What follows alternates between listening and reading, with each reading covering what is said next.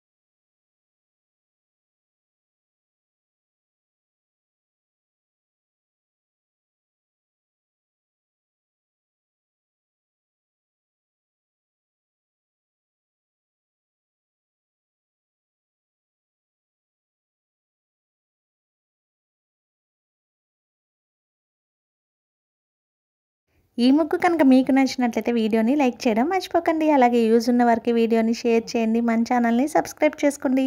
Thank you for watching our channel మా ఇంటి ముందు ముగ్గు.